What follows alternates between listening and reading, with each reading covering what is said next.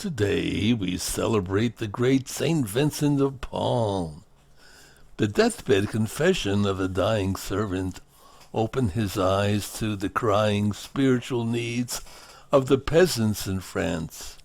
It seems to have been a crucial moment in the life of the man from a small farm in France who had become a priest with little more ambition than to have a comfortable life. The countess, whose servant he had helped, persuaded her husband to endow and support a group of able and zealous missionaries who would work among the poor.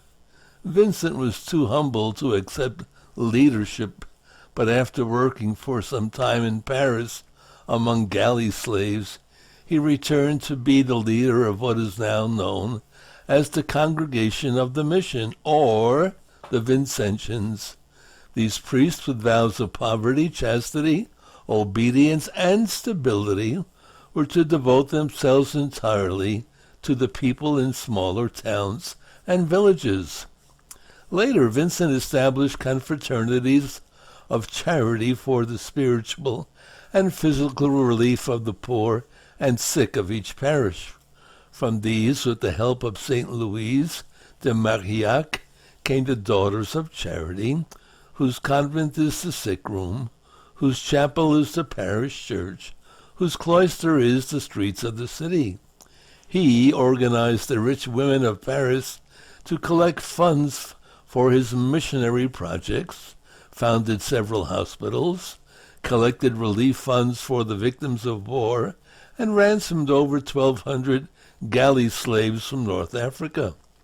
He was zealous in conducting retreats for the clergy at a time when there was great laxity, abuse, and ignorance among them.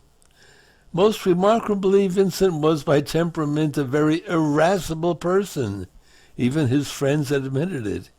He said that except for the grace of God, he would have been hard and repulsive, rough and cross, but he became a tender and affectionate man, very sensitive to the needs of others. Pope Leo XIII made him the patron of all charitable societies. Outstanding, of course, the Society of St. Vincent de Paul, founded by Blessed Frederic Ozanam. So there you go, St. Vincent de Paul, thought only of others, and now he's a saint. Seems to be a message there somewhere. What do you think?